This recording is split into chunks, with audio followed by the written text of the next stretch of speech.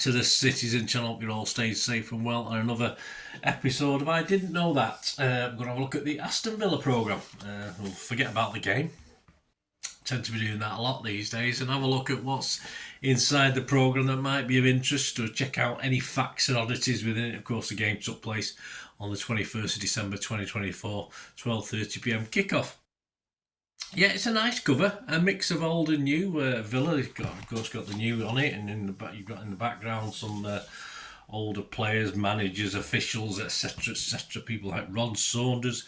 They've even got the European Cup on there. I think they've won it, haven't they? Yes, so have we. So there you go. But a nice mix, a nice retro style, simple cover, which is pretty good. It's £4 for a compact 84 pages. A lot of they're celebrating 150 years, so there's bits and pieces, of course, heritage wise.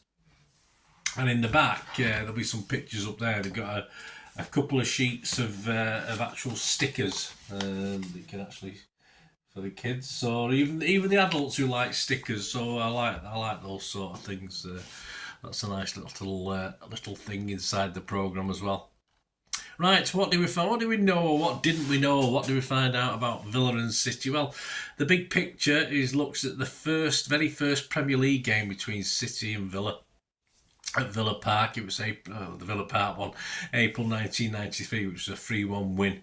And you got Dean Saunders there and Dalian Atkinson celebrating, scoring one of the goals. There's a special on, Frank Carrodus. A lot of City fans will know about Frank Carrodus, certainly of a certain age. Played for City and Aston Villa.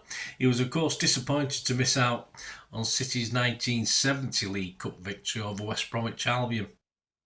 And he missed out on that because a returning Francis Lee from injury, and Ian Bowyer took over and was preferred on the bench instead of Frank Carrodus, who was a Timperley lad. Yes, he was from Timperley.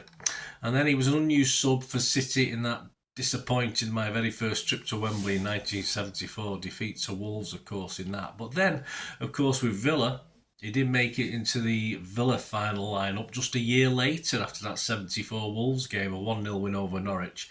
And he did again play 2 years later, but was injured.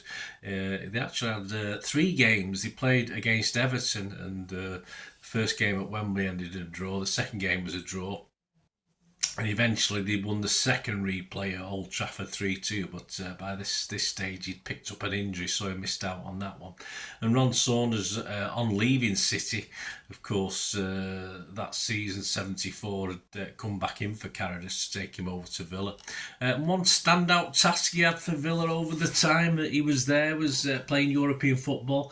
Was marking a bloke called Johan Cruyff. I think he was quite well known, wasn't he? He was playing for Barcelona at the time. The last time Villa played on Christmas Day, yes, we used to play on Christmas Day, believe it or not, Christmas Day morning, I believe.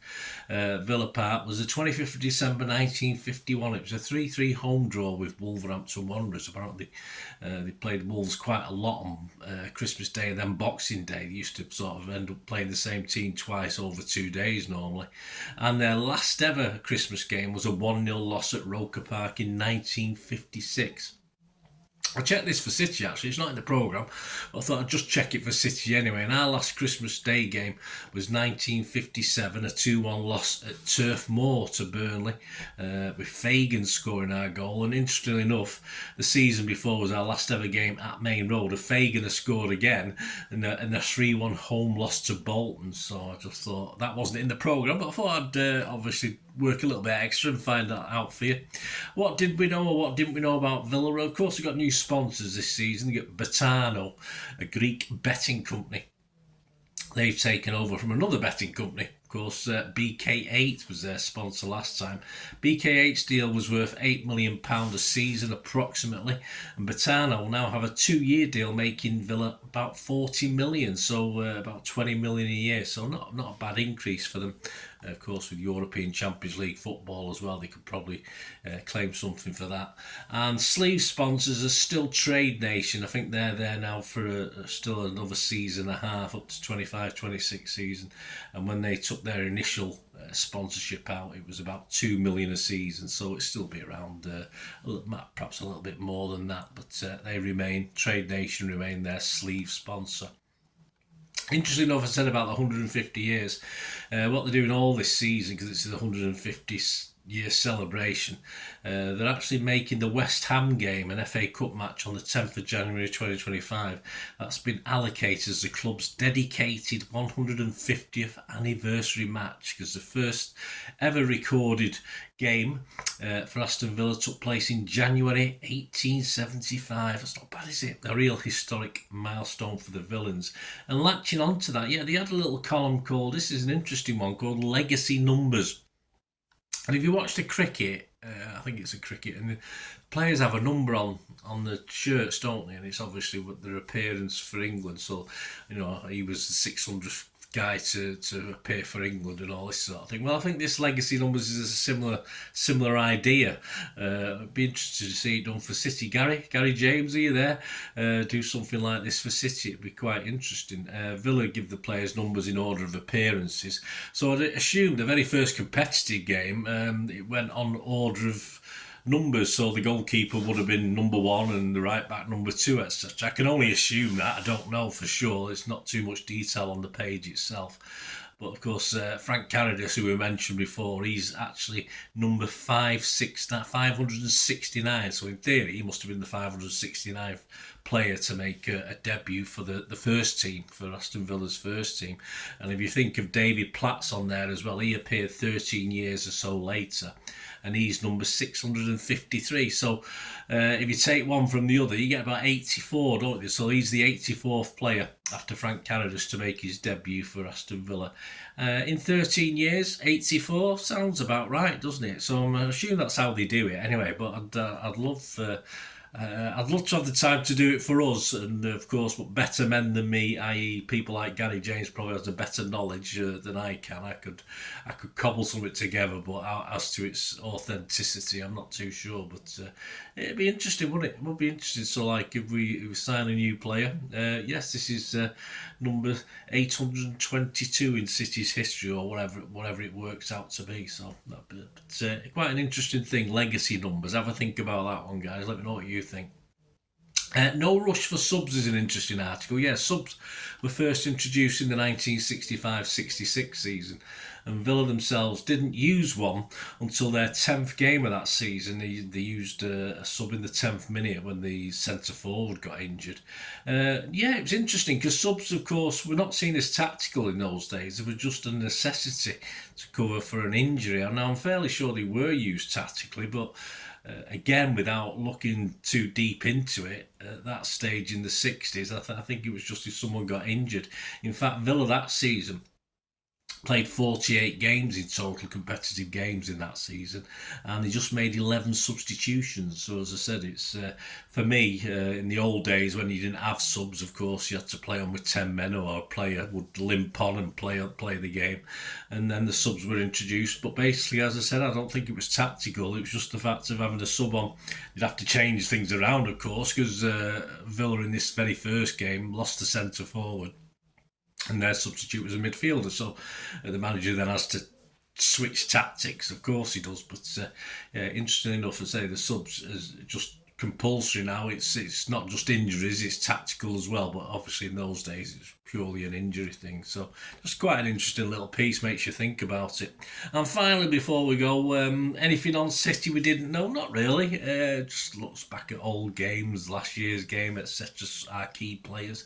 But I did notice in the honours list, there was no Club World Cup on our honours list. It had the UEFA Super Cup in it, but Villa didn't list the Club World Cup. Perhaps because they didn't win it, because they have won the Super Cup like us as well. They won the Super Cup in 1983, so they've listed that in their honours list. But of course, they've never won the World Club Cup, so perhaps that's why they didn't. But they might have just forgot or not known about it. I'll be kind and say they didn't realise. But hey, I think they're not bitter, surely.